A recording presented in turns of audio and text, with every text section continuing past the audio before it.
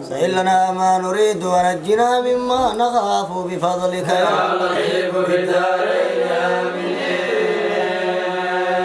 بسم الله الرحمن الرحيم. والثلث فرض أم ليس لميتها ولد ولا ولد ابن ولا اثنان من الإخوة والأخوات وفرض اثنين بعثنا من ولد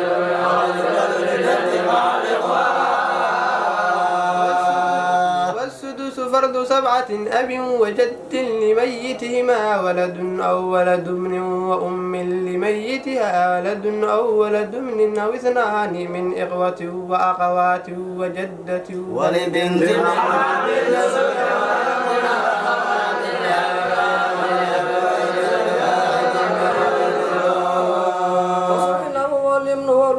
فصل له والابن والزوج لا يحجبهما أحد والابن لا يحجبه إلا الابن أو ابن ابن أقرب منه والجد لا يحجبه إلا متوسط بينه وبين الميت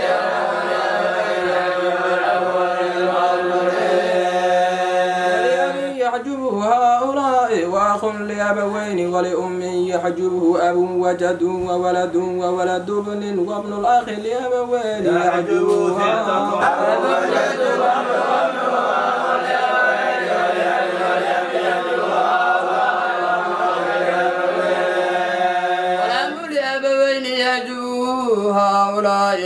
وابن أخ لأبوين لأب ولأبي يحجبه هؤلاء وعم لأبوين وابن عم لأبوين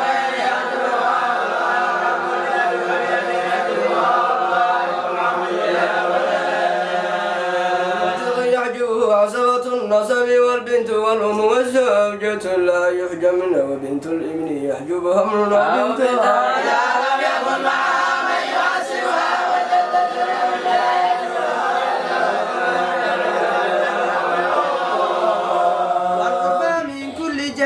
تحجب البعد منها والقربى من جهة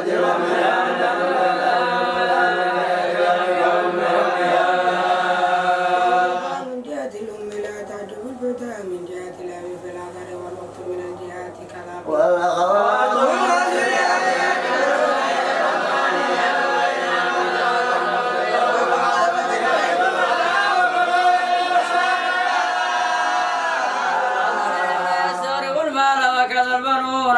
وللبنت النسوة وللبنتين فصاعدا الثلث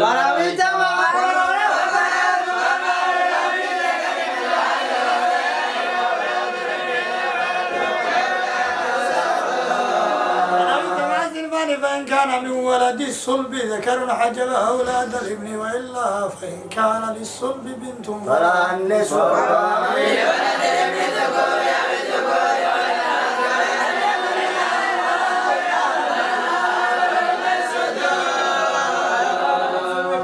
فساعدا أخذت الثلثين والباقي لولد الابن الذكور أو الذكور والإناث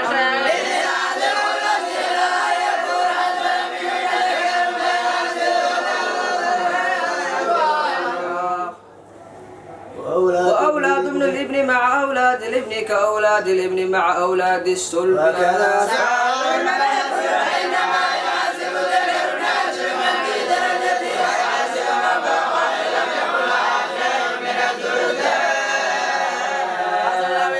فرد إذا كان معه ابن أو ابن وبتعصيب إذا لم يكن ولد ابن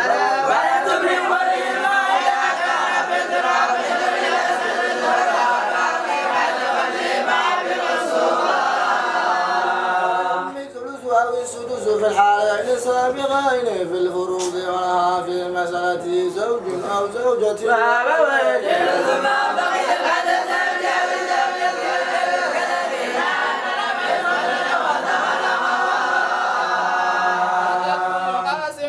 كانوا لأبوين أو لأب والأب يسقط أم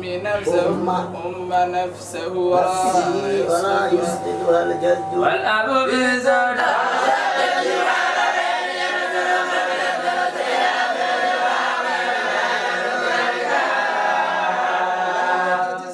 وكذا الجدات وترث منهن أم الأم وأمهاتها المدليات بإناث خلص وأم الأب وأمهاتها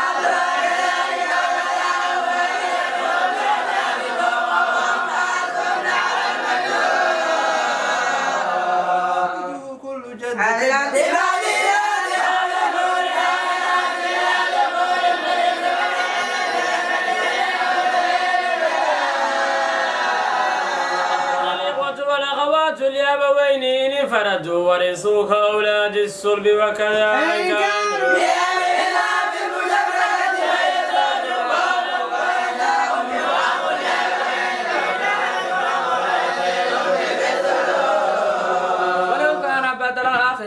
لأب سقط ولو اجتمع صنفان فكاجتماع أولاد صلب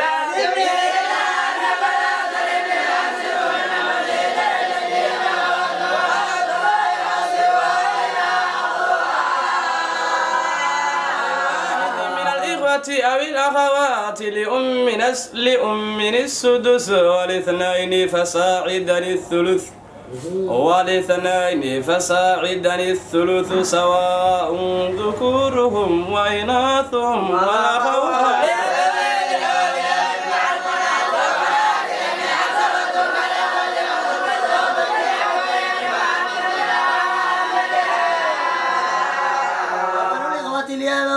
أولياء كل منهم كأخيه اجتماعا وانفرادا لكن يخالفون فيه أنهم لا يردون الأمة إلى السدس ولا يرثون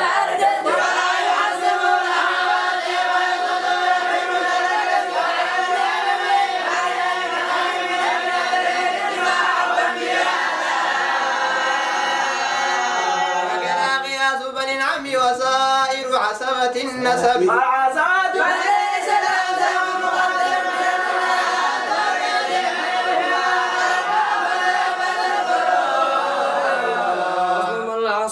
له بنصب ولو معتق فماله أو الفاضل عن الفروض لو رجل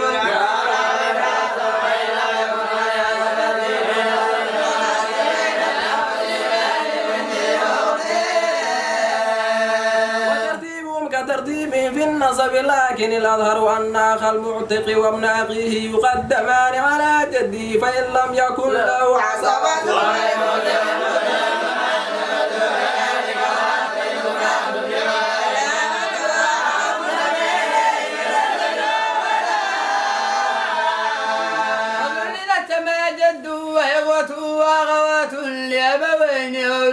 لأبوين أولياء من فإن لم يكن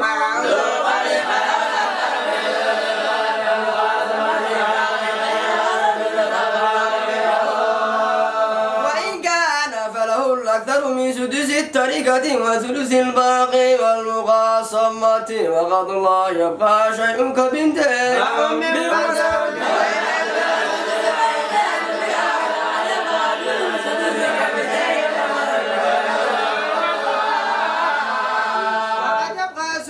كبنتين وأم فيفوز به الجد وتسقط الإخوة في هذه الأوائل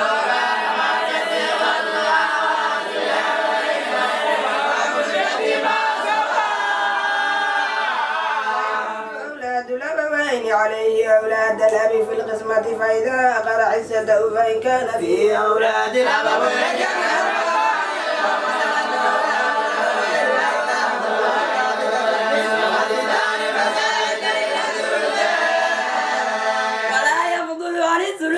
عن الثلثين شيء وقد يفضل عن النصف فيكون لأولاد الأبي والجد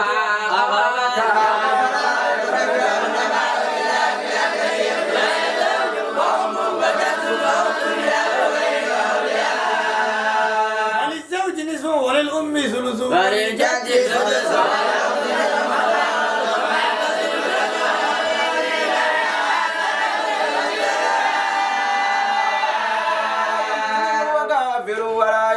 مرتد ولا يورث ويرث الكافر الكافر وإن اختلف ملتهم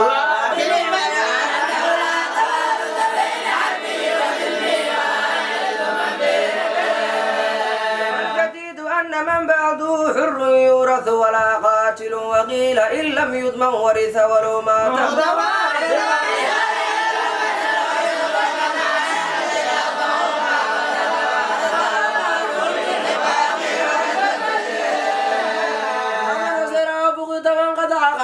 ترك ماله حتى تقوم بينة بموته أو تمضي مدة يغلب على الظن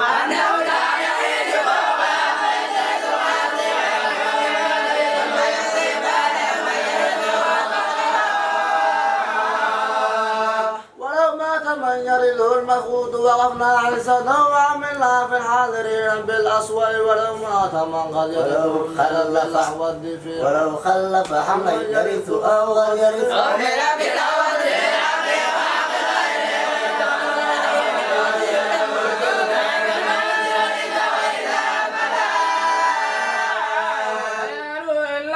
وارث سوى الحمل أو كان من قد يحجبه وقف المال وإن كان من لا يحجبه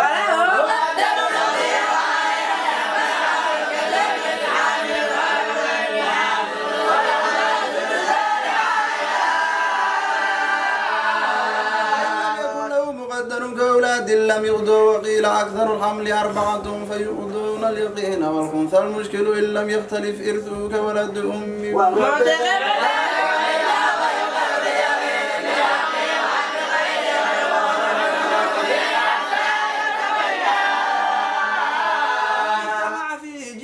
فرد وتعثيم كزوج هو معتق أو ابن عم وليس بما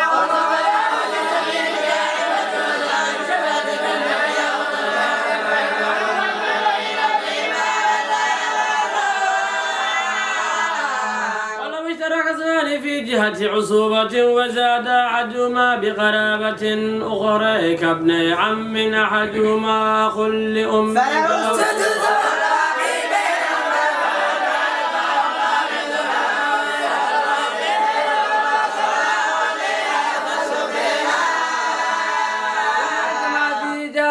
فضل ورث بأقواهما فقط والقوة بأن تعجب يداه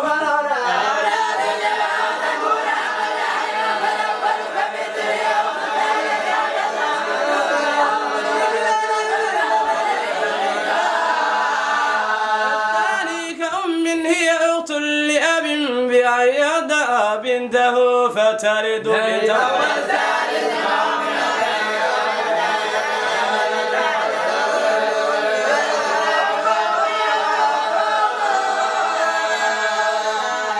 كانت الورثة أسوات قسم المال بالسوية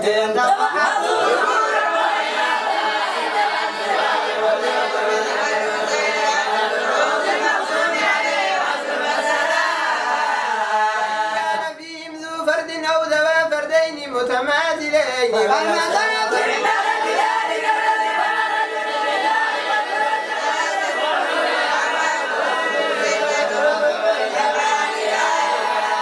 وإن كان فرضان مختلف المرج فإن تداخل مرجاهما فاض المسألة أكثرهما كسدس وثلث وإن سوى فاض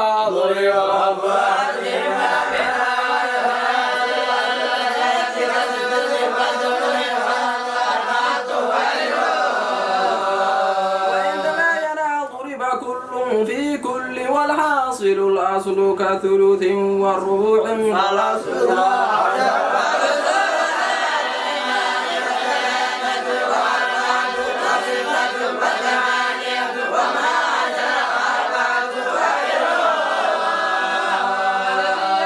منها 6 إلى 7 كزوج وأختين وإلى 8 كأم وأم وإلى 9 كأم وأغل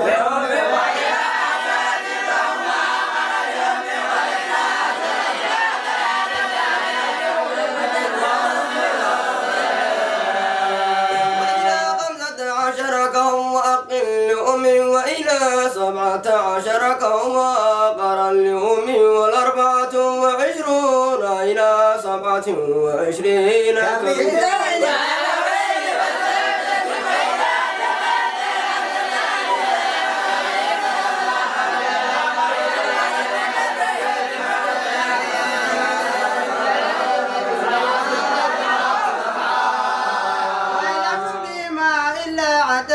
ثالث فمتوافقان بجزء ك4 و6 وإن لم يغني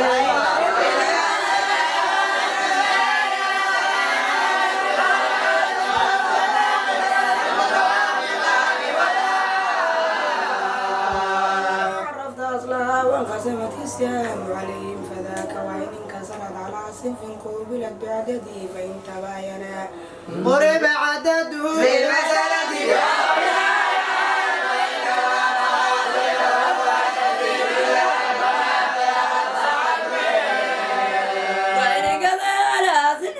قوبلت كل صنف بعدده فإن توافقا رد السلام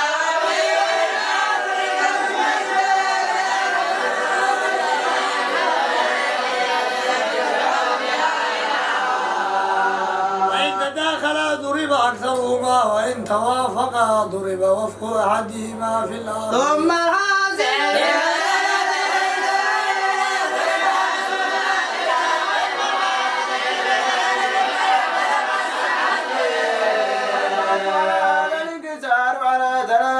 أذناف وأربعة ولا يزيد الانكسار على ذلك فإذا أردت معرفة نصيب كل صنف مما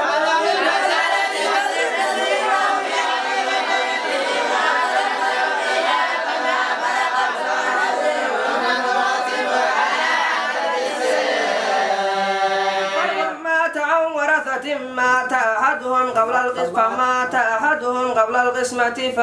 فإن لم يرث الثاني غير الباقين وكان إرثهم من غيرهم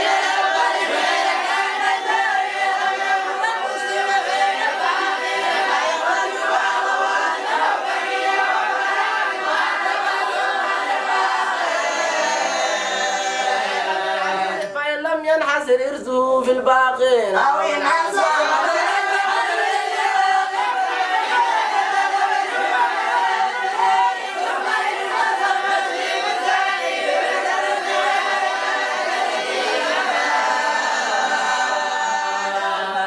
بينهما موافقة ضرب وفق مسألته ثم المسألة الأول إلا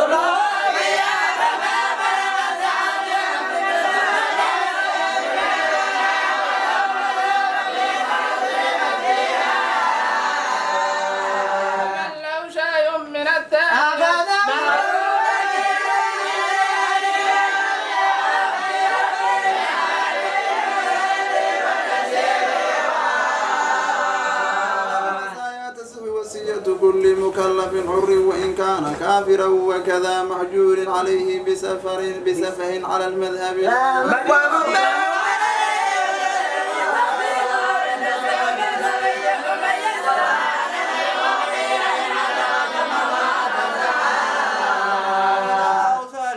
عامة فالشرط ألا تكون معصية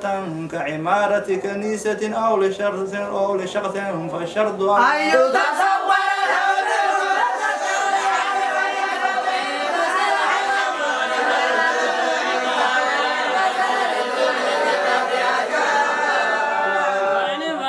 لستة أشهر فأكثر والمرأة فراش زوج أو سيد لم يستحق فإن لم تكن فراشا وفصل لأكثر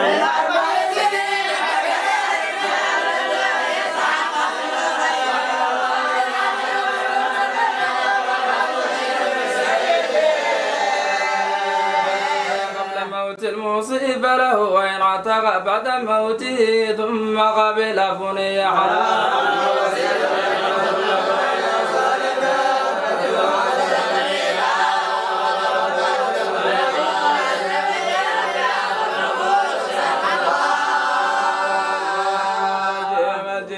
وكذا إن أطلق في الأصح يعمل على عمارته ومصالحه لذمي وكذا حمي ومرتد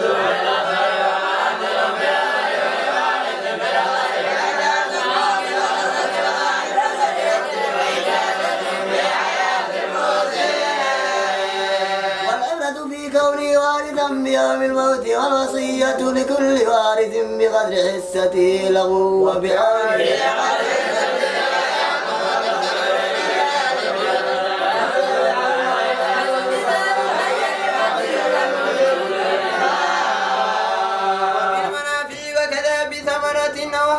سيحدثان في الأصح وبأحد عبديه وبنجاسة يحل الانتفاع به ككلبه بها ككلب معلم ككلب معلم وسبل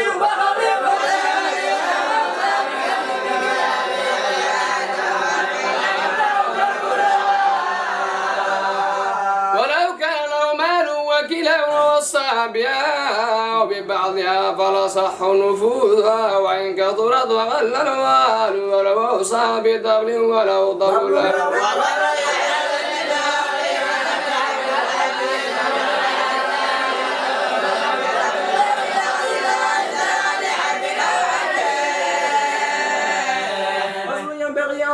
يوصي بأكثر من ثلث ماله فإن ساد ورد الوارث فضلت بالزايد وإن أجاز فإجاز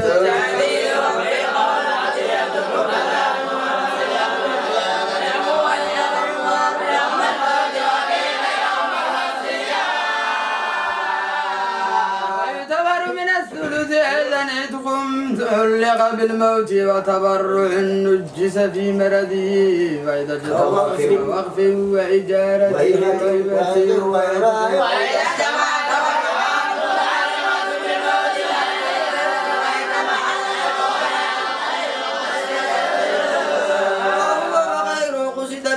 وهبة وفي قول يقدم العتق ومنجز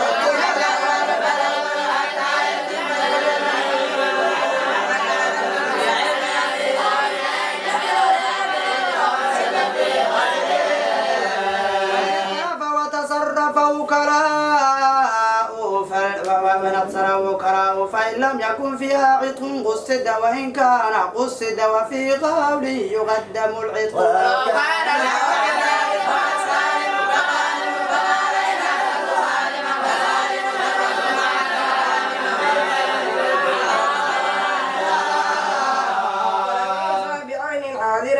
هي ثلث ماله وباقيه غائبة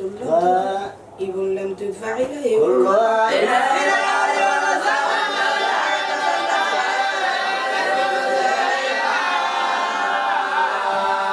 إذا ظننا المرض مخوفا لم ينفذ تبرع زاد على الثلث فإن برأ نفذ وإن ظنناه غير مخوف فمات فإن حمل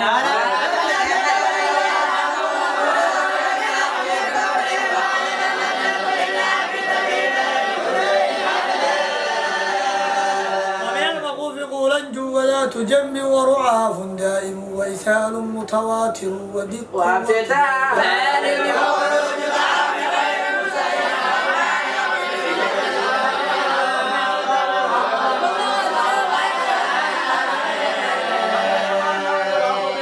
في أصل كفار اعتادوا خل الأسرى والتحام قتال بين متكافئين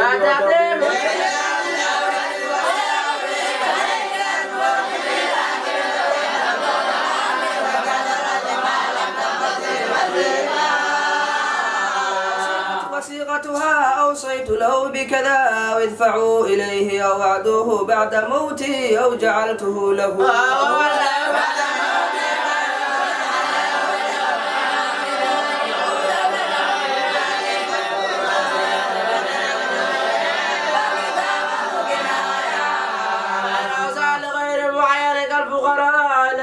بالموت بلا قبول أو لمعين اشترط القبول ولا يصح قبول ولا رد في حياة الموت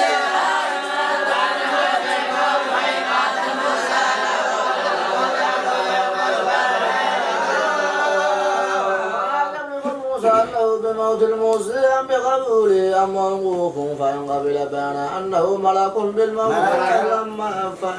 فإن ملك بان أنه ملك بالموت وإن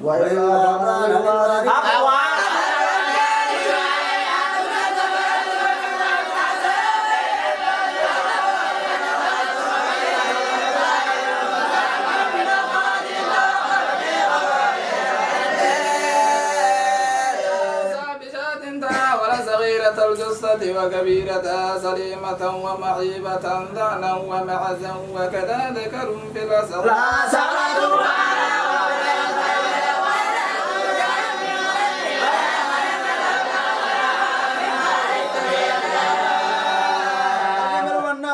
تناولا للبخاتي والعراب لا أحدهما الآخر فالصح تناول بعير ناقة لا بقرة ثور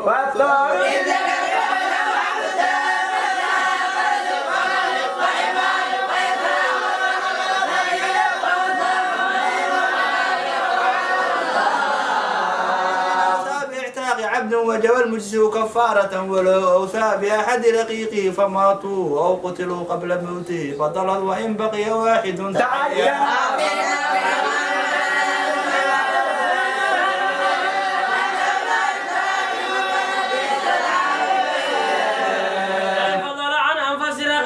تعين شيء فللورثة ولو قال ثلثي للعتق اشتري الشخص ولو وصى لحملها فاتت بولدين فلهما أو بحي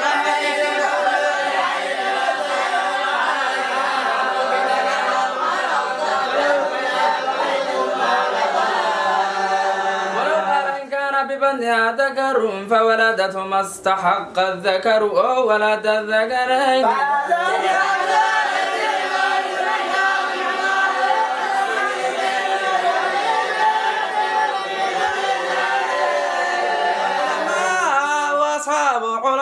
الشرع من تفسير وحديث وفقه لا مقرئ وأديب ومعبر ودبيب وكذا متكلم عند الأذنين ويدخل في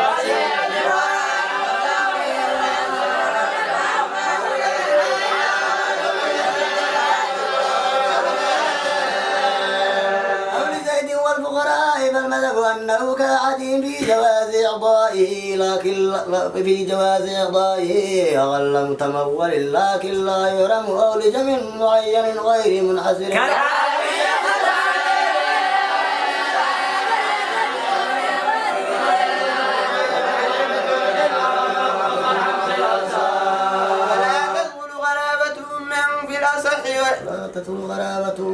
في وصية العرب في الأصح والعبرة بأغرب جد ولا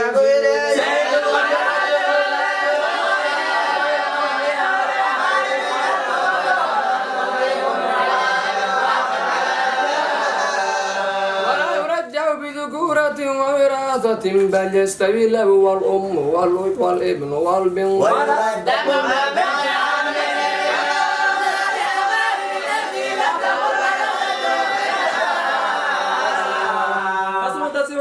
في عبد ودار وغلة عروت ويملك الموسى له منفعة العبد وأكسابه المعتاد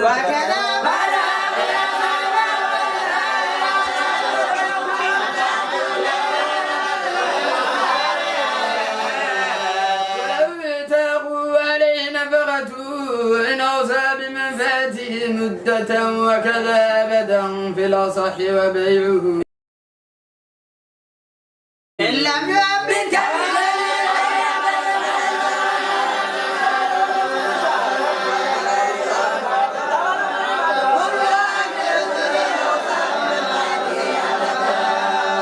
وإن أوصى بها مدة قوم بمنفعته ثم مصلوبها تلك المنفعة تلك المدة وتقصر الناقص من الثلث وتصح لعبد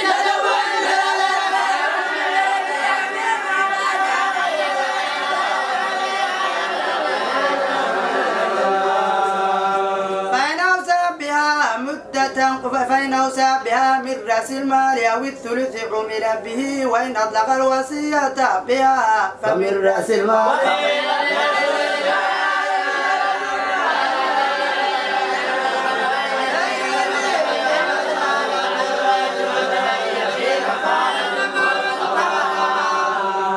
ويغزو في المغيرة ولا سوى أنه يعتق أيضا وأن الأولاد من ماله إذا لم تكن تركته وأنه يغار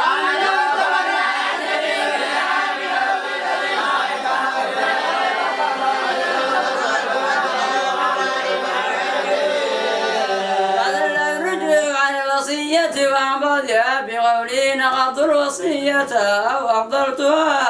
أو رجعت فيها أو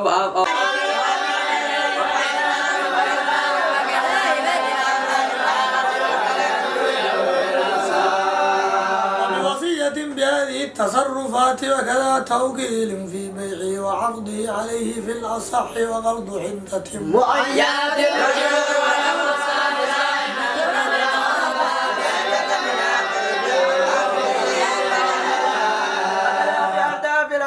ودعن عندها وسابها وبدرها وعدن دقيق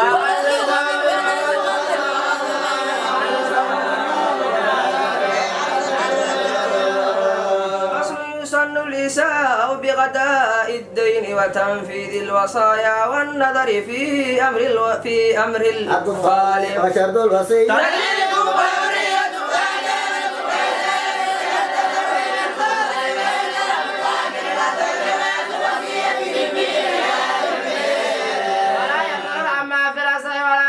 الذكورة وأم الأطفال أولى من غيرها وينعسل الوصي بالإثم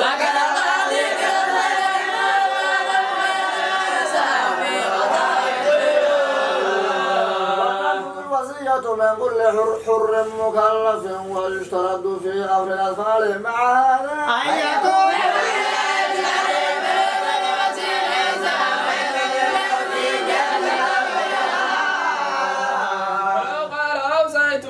إلى بلوغ ابني أو غدو بزيد فإذا بلغ أو قدم فهو الوصي جاز ولا يجوز نصب وصي والجد حي بصفة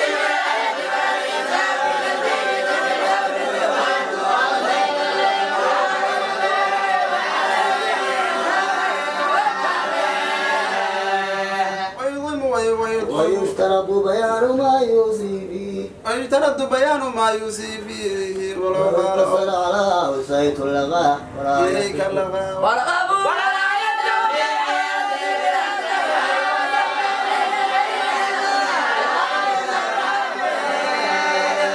والوصي العسل متى شاء وإذا بلغ الدخل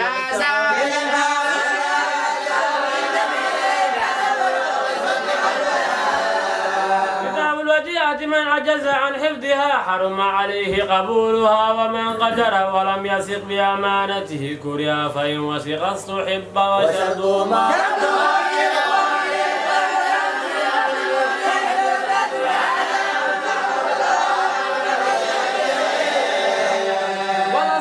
لا يشترط القبول لفظا ويكفي القبض ولو أودعه صبي أو مجنون مالا لم يقبله فإن قبل لم يقبله فإن قبل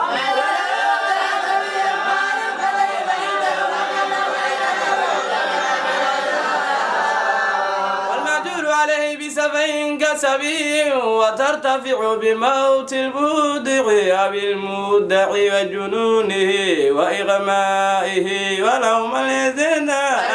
كل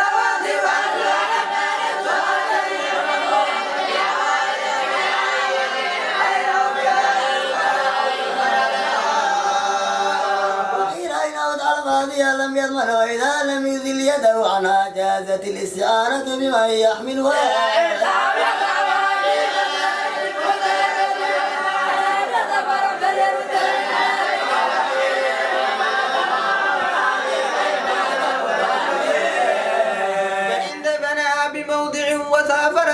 فإن أعلم بها أمينا يسكن الموضع لم يضمن ولو سافر بها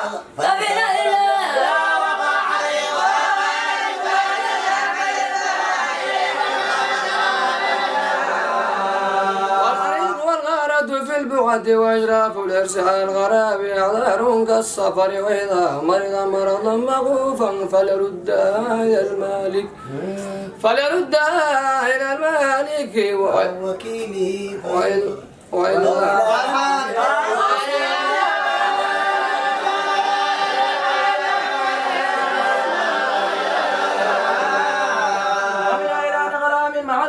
أو دار إلى أورادنا في الحس الضمن وإلا فلا ومنها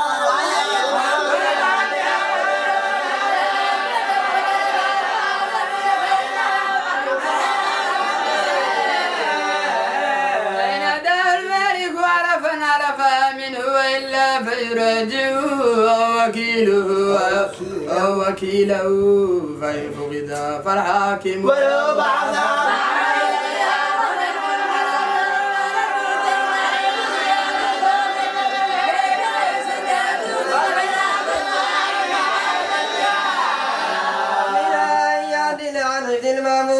تلفت بسبب العدود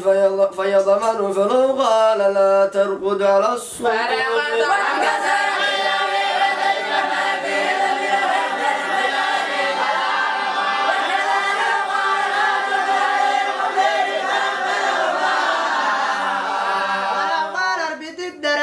في كمك فامسكا في يدي فتلف فالمذهب أنها إن ضاعت بنوم ونسيان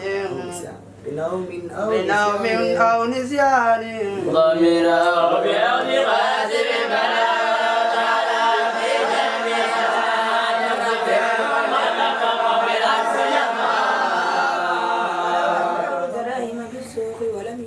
كيفية الحفظ فربطها في كمي وامسكها بيدي أو جعلها في جيبي لم يضمن وإن أمسكها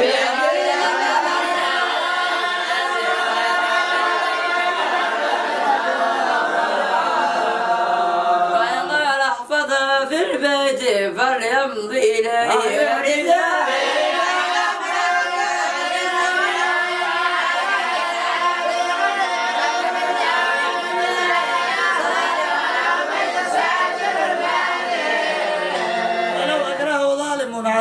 فلو أكرهه ظالم حتى سلمها إليه فللمالك تضمينه في الأصح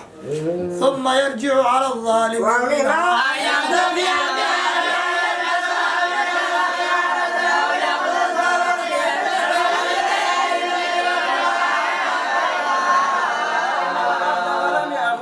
على الصحيح ولو خلد بماله ولم تتميز ضمن ولو خلد دراهم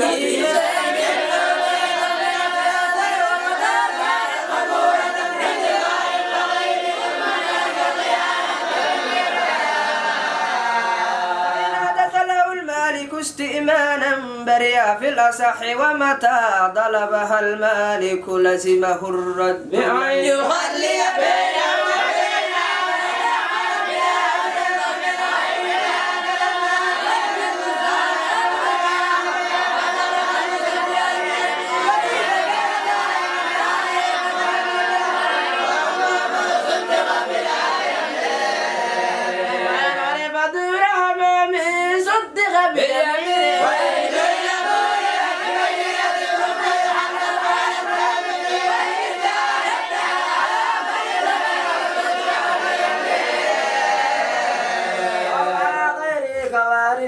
أو ادعى وارث المودع وارث المودع رد على المال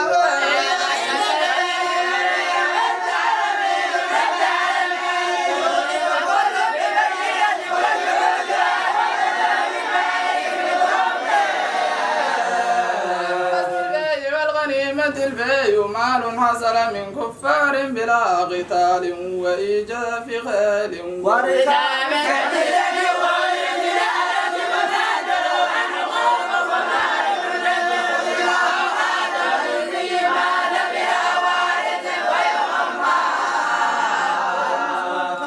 عدها مصالح المسلمين كالثغور والقضاة والغرماء يقدم الأهم والثاني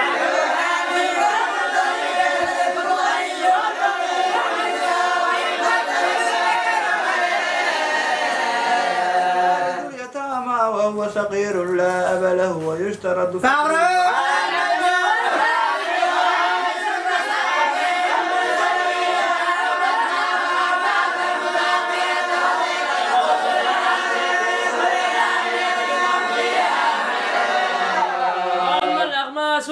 الأربعة فالأظهر أنها للمرتزقة وهم الأجناد المرسدون للجهاد فيضع الإمام ديوان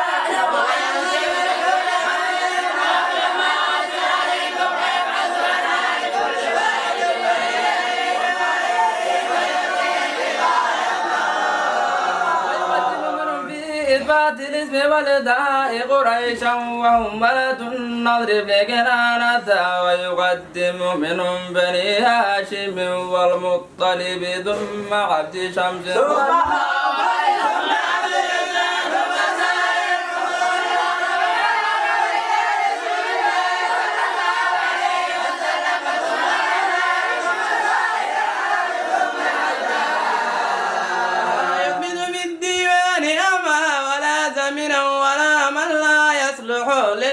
ولو مرض بعضهم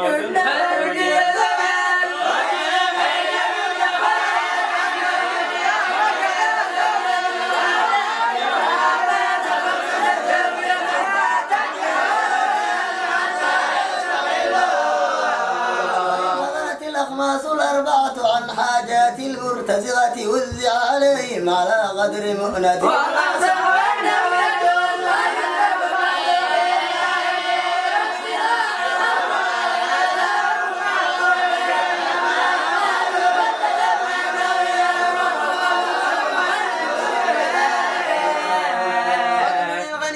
مال حصل من كفار بقتال وإيجاف فيقدم منه السلب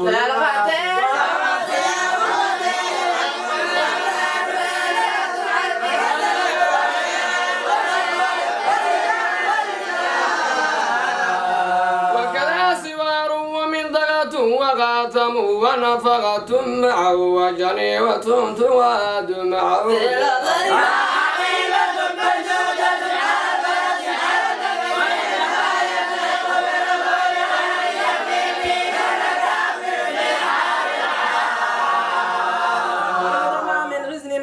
الصف أو قتل نائما أو أصيرا أو قتله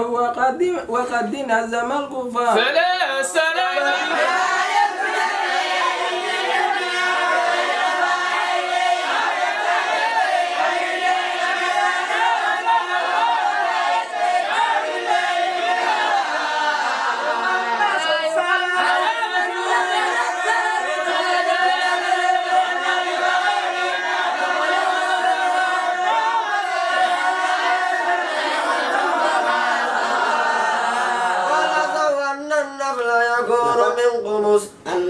النفر يكون من قمص القمص المرسد للمصالح النفر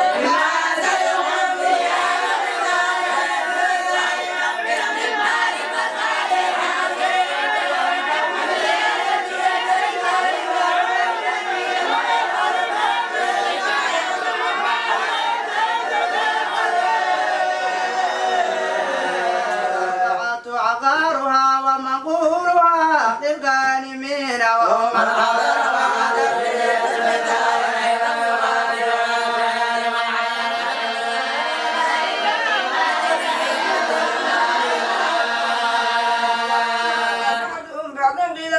والعيادة فعقول لوارثه وكذا بعد الانقضاء وقبل الحيازة في الأصل ولو ما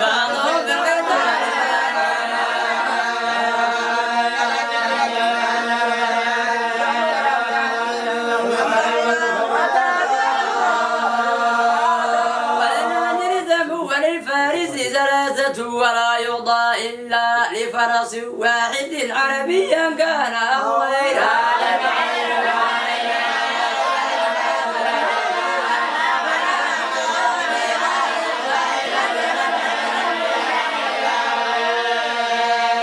والعبد والصبي والمرأة والذمي إذا حضروا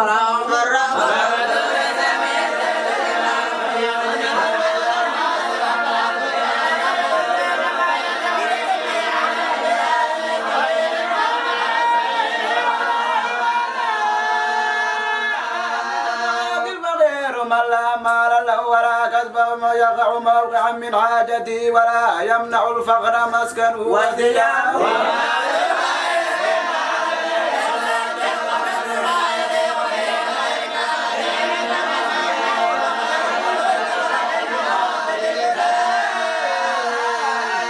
يشترط فيه الزمانة ولا التعفف عن المسألة على الجديد والمكفي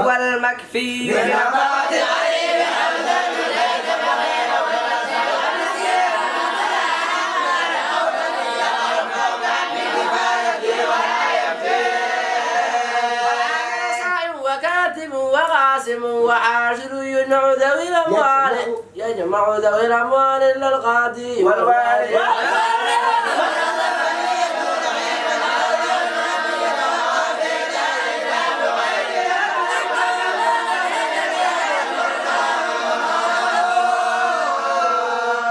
والغارم إن استدان للنفس في غير معصية أعطي قلت العسى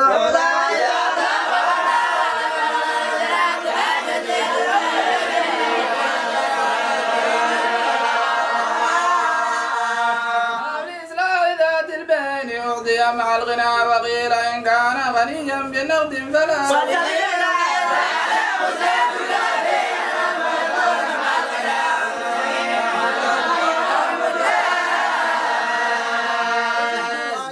عدم المعصية وشرط أخذ الزكاة من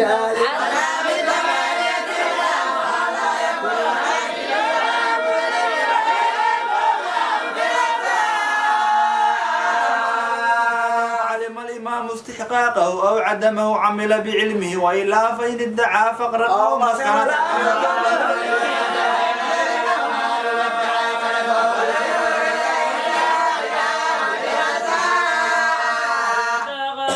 وابن سبيل بقولهما فإن لم يخرج استرد ويطالب عامل ومكاتب وغارم ببينة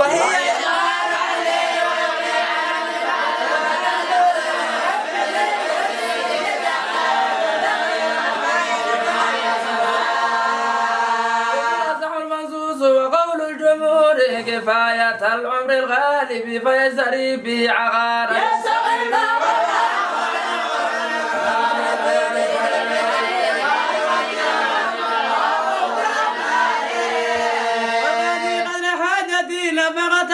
وكسوة ذاهبا وراجعا ومقيما هناك وفرسا وسلاحا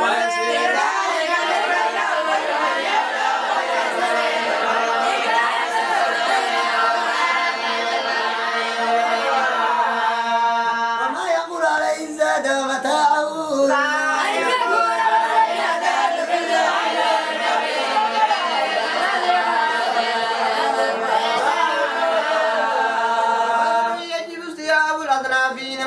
إن قسم الإمام وهناك عامل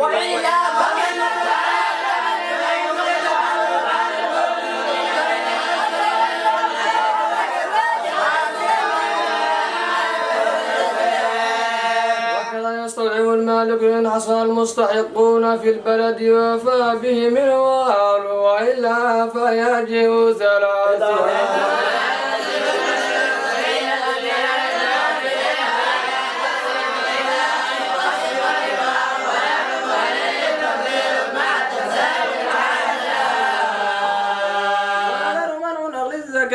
ولو عدم الأذناب في البلد وجب النقل أو بعضهم وجوزنا النقل وجب وإلا فيرد على الباقين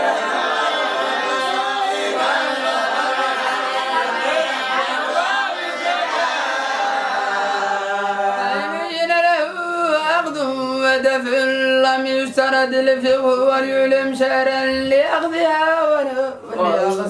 ويسن واسمنا مستدغ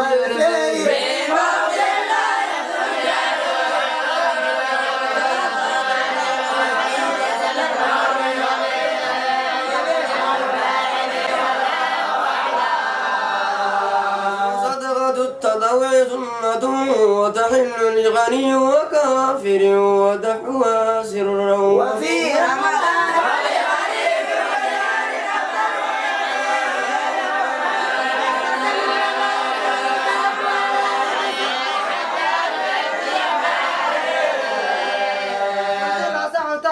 صدقتي لنفقت لسع تحريم صدقتي إليه لنفقة لما يحتاج إليه لنفقة من تلزم نفقة أو لدين لا يرجو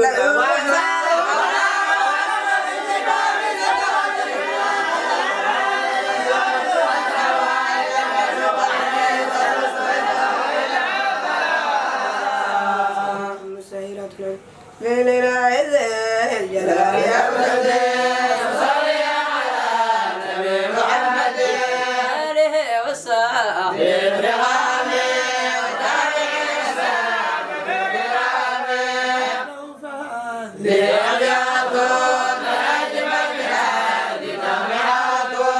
وضعتها مساهرة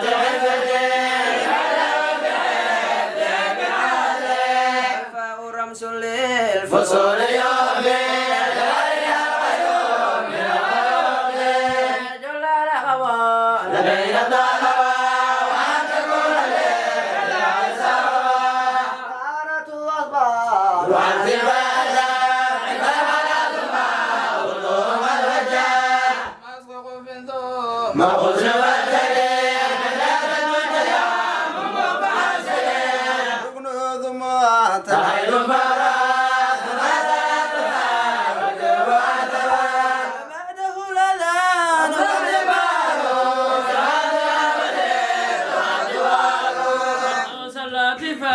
الذي تكون به سجود السهو وتلاوة التلاوة هذا النمل جماعة فلا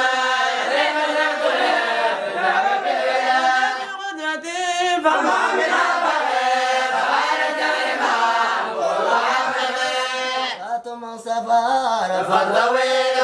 والجمع والدعاء يا نبيل فقل له أفمو يدور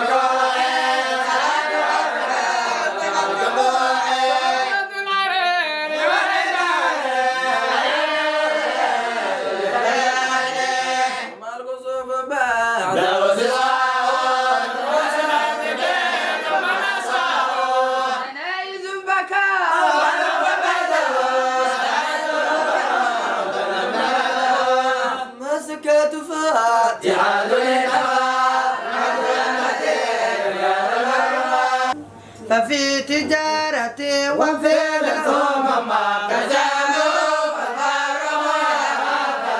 لا تعجل زكاة وصيام فنية ففي واجب القيام بعده الإمساك فالإسلام والعدم فوات يا كرام واجب الإفساد وتدور وتعلم والحج والميقات والإحرام والمغرب للنسك والغرام دخول مكة وللطواف ويسلم ويسرح الثواب فبعده البياض فالحضورنا من الفروض محرمات النسك والختام لسيرنا الإسلام والسلام البيع والربا وبعدهن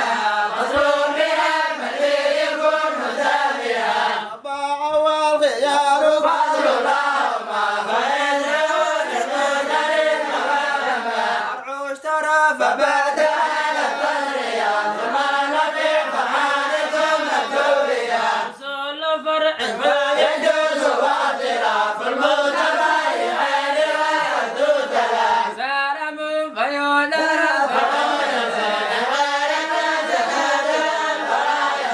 خيف الإراد كان بعد ولا يد ذاك الأبعاد